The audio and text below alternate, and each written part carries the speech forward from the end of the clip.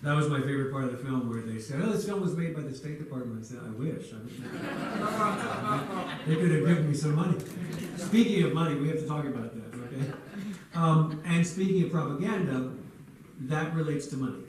And the Russian government has spent an enormous amount, millions and millions of US dollars, Canadian dollars, in their propaganda war, I think, with RT television, which is now all over Europe and America. I don't know about up here.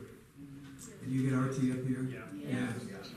And it is so patently, as you say, absurd and perfect propaganda.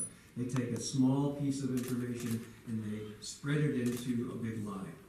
And it's funny, I taught for 15 years at UCLA, University of California, and we taught about the difference between documentary work and propaganda.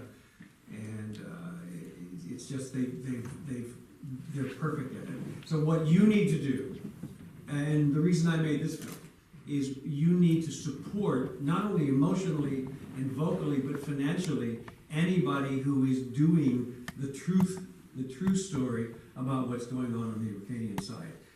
For some reason, they have an enormous amount of money, and Ukrainians, well, you're spending a lot of money on the war, and we understand that, but there has to be some deep-pocketed Ukrainians around who can support these kinds of things, and I'm looking for one. There's more that Yulia and I want to do in Odesa. I mean, for example, let me explain.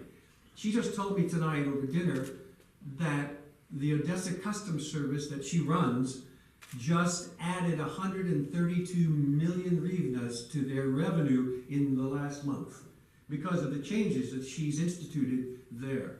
That needs to be spread around the world. Those kinds of changes are the most powerful incentives for democracy that you can create.